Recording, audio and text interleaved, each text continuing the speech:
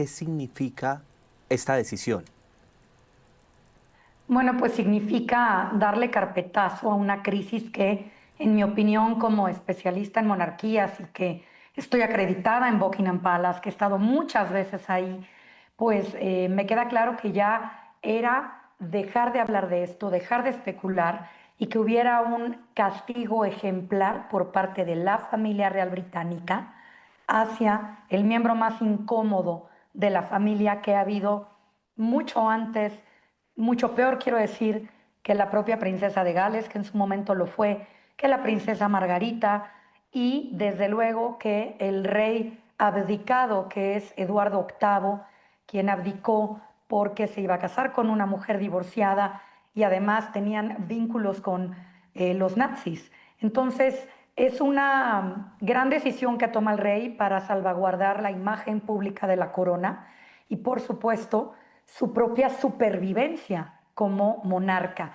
También tenemos que tomar en cuenta que el lunes llega el príncipe William, el príncipe de Gales, a Brasil para presentar sus famosos premios Earthshot Prize, en los que el ganador recibe todo el apoyo económico de esta fundación que preside en favor del planeta para pelear el cambio climático y que tiene una categoría, por ejemplo, de océanos, que por cierto Colombia está participando y que también el gobierno de Bogotá está en otra de las nominaciones para temas ambientales, para temas de agua. Entonces, hablamos de algo muy importante para ellos, como para que se viera opacado por el tema de qué hacemos con Andrew en medio de las memorias. Aquí se alcanzan a ver el libro, es el que yo tengo en ebook. Me lo enviaron de la editorial en Reino Unido una semana antes de que saliera, el de Virginia Giuffre. Entonces la familia real ya sabía que se iba a hablar de esto y ya sabían que tenían que tomar una determinación. Entonces es salvaguardarlo y también hablar bien de la imagen moral del Reino Unido, porque mientras en Estados Unidos el presidente Trump no libera los Epstein Files, pues aquí ya están castigando a un miembro de la familia real, cuando a la reina Isabel, hay que decirlo, le tembló la mano en su momento. Sí, cuando hablamos entonces de despojarte los títulos reales, esto va mucho más allá de un tema, digamos, de una propiedad, va, digamos, con el apellido, va con las decisiones. ¿Cuál es, digamos, la consecuencia real de lo que pasa con esta decisión? Es una consecuencia histórica en la era moderna, y hablo de los últimos 100 años, 110 años, se les han quitado principados a dos príncipes de sangre únicamente porque pelearon en contra del Reino Unido de Inglaterra durante la Primera y Segunda Guerra Mundial. Y además no eran directamente, no estaban en la línea de sucesión inmediata, eran nietos, bisnietos de monarcas que ya habían fallecido, de Jorge III y la reina Victoria. Entonces eran príncipes de Saxo-Coburgo y Gotha, de Hannover, que eran condados alemanes, y ellos decidieron que pues, su lealtad estaba con Alemania. Entonces solamente por traición a la patria se había quitado eso.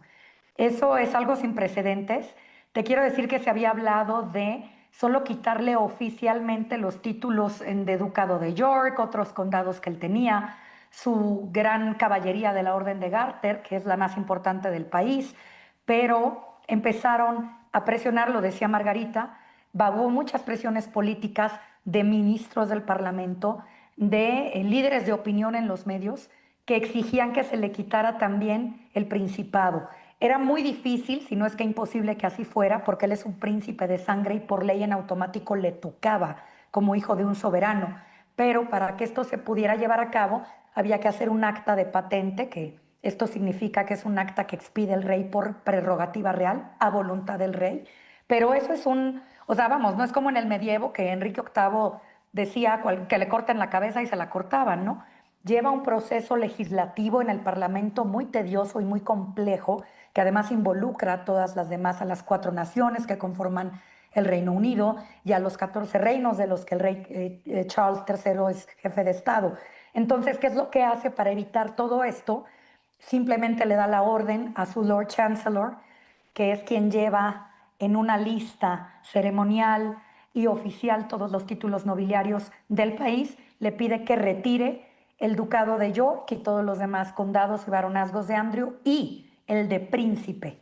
Así que es una situación sin precedentes, pero que constitucionalmente se llevó a cabo de una manera quirúrgica y acuciosa, muy bien asesorado el rey, para no tener que hacer un acta de parlamento, un acta de patente y sobre todo que el Parlamento no tuviera después la prerrogativa legal de quitar títulos sin el permiso del rey. Este es un punto importante, ¿no? No sé si lo confundí porque luego uno habla tanto y lo sabe tanto que cree que los demás lo entienden, Sí, pero si el rey hubiera hecho todo un proceso de 2 años, ya no estaría en sus manos a quién le quitan títulos después, ¿no? sí. Se une a esta conversación mi compañero David Salgado, que también quiere hacer un par de preguntas. Gabriela, David, bienvenido. Gracias, Gracias, Pablo. David. Buenas tardes Hola. para usted, para Gabriela y para todos los que se conectan con la señal de Noticias Caracol en vivo. Gabriela, una gran duda sobre esta situación y se ven los gobiernos que no son monárquicos y lamentablemente hay que hablarlo, es que la mayoría de estos casos tratan por ocultarlo, por ocultar o por hacer que no pasó nada mientras avanza la justicia. ¿Por qué en una monarquía y por qué específicamente la monarquía del Reino Unido esto no fue así? ¿Por qué fue diferente y se decidió que se le despojaran los títulos? Qué gran punto tocas, David, ¿no? En Latinoamérica, sobre todo, estamos acostumbrados a que oculten, a que utilicen sus fueros, pero en una monarquía tenemos que entender que existen porque encarnan lo mejor de la nación y los grandes valores de los ciudadanos. Entonces, que exista un personaje asociado a un convicto por abuso a menores y tráfico de personas, pues simplemente habla de lo peor de la sociedad. Y eso no puede quedarse impune, al menos dentro del seno de una monarquía. Eso es lo que sostiene a los reinados, a las monarquías constitucionales: el deber, la imagen y la unificación de la nación. Entonces ellas, si no tienen esa base moral o esos valores, se pueden disolver tranquilamente.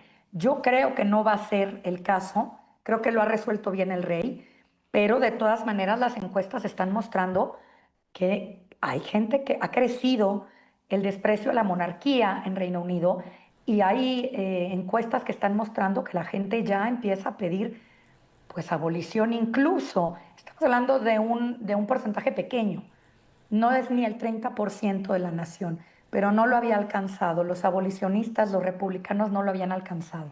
Esa es la diferencia, David, que una monarquía se sostiene por su valor moral, por su imagen y por cómo enfrenta la crisis para una supervivencia que los hace ser mejores que nosotros, que ese es, Sí, al final de cuentas, pues lo que sostiene a la monarquía desde los tiempos griegos y romanos, ¿no? sí, Gabriela, ¿qué va a pasar con, ya no le podemos llamar príncipe, con Andrés? Andrés Mountbatten Windsor, pues será un ciudadano plebeyo, se irá a vivir a la propiedad privada de Sandringham, que son en hectáreas inmensas, tienen muchas propiedades pequeñas. Se habla de una pequeña cabaña, no tenemos confirmación aún, pero él va a vivir ahí solo y su ex esposa Sarah Ferguson, dice una fuente directa de Palacio, ella hará sus propios arreglos. Sin embargo, sus hijas, Beatrice y Eugenie, que ya están casadas, que tienen hijos y viven en Londres con sus esposos en diferentes casas, pues ellas no se ven afectadas. No se les quita el título porque la misma acta de patente de 1917 que hace o que protege que en automático hijos y nietos de un soberano sean príncipes de sangre, pues ellas, aunque su papá se le retiren, ellas siguen siendo princesas de sangre por derecho automático como nietas de Isabel. Pero también ya hay mucha especulación porque no han salido en público, porque no sabemos si van a salir en Navidad en la tradicional caminata de la iglesia de Sandringham precisamente con el rey, porque pues ellas cargan con la vergüenza, aunque no es justo que carguen con los pecados de los padres, ¿no? Ya lo decía la Biblia, cargan los hijos con los mensajes, con los pecados de los padres, pues no deberían, pero al final el estigma ya está. Entonces, pues lo que va a pasar es eso, que el rey además le va a dar una partida económica para mantenerlo y sobre todo Pablo David, pues para controlarlo, ¿no? Porque además de todo lo que tiene Andrew con Epstein y Maxwell y Weinstein y esta gente, pues también era amigo de un espía chino y de gente que lavaba dinero. Es decir, mejor tenerlo bien controlado por lo económico y no que ande haciendo triquiñuelas, además de todo lo que ya ha hecho. Gabriela, esto así no hubiera sucedido el capítulo Virginia Giuffre o el capítulo Epstein, ¿era lo esperado? Se veía venir por la relación que tenía el príncipe Andrés con el rey Carlos, que tengo entendido no era muy buena por también todo lo que acaba de mencionar?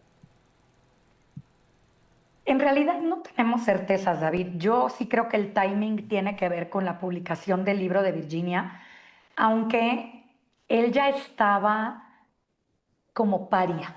En la coronación se sentó en la fila de hasta atrás, pero el problema era, ¿por qué se sigue poniendo las ropas de Garter? ¿Por qué sigue caminando en Navidad? Ah, es que son eventos familiares y no lo podemos correr de la familia.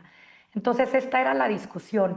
Ya venía cocinándose una determinación del rey y lo que sí nos ha dicho el Palacio de Buckingham a los periodistas acreditados es que el rey no tomó esta determinación así, nada más, rápido y al garete, no, que es una decisión que ya tenía pensada, que él ya sabía que iba a tomar, pero que tenía que ser muy cuidadoso con lo que les contaba al principio, con las implicaciones jurídicas, constitucionales sobre todo, porque la Constitución del Reino Unido no está escrita y, no, y va en constante evolución. Entonces hay muchísimas lagunas que se tienen que ver, no nada más en lo parlamentario, sino también en lo ceremonial y en lo histórico. Entonces, creo que el rey ya tenía claro que iba a cortar de tajo con Andrew en algún momento. No se esperaba que le quitara el principado de sangre, pero esto habla pues de que en efecto la corona está primero, el deber está primero y que al rey no le puede temblar la mano ni con un hermano ni con un hijo.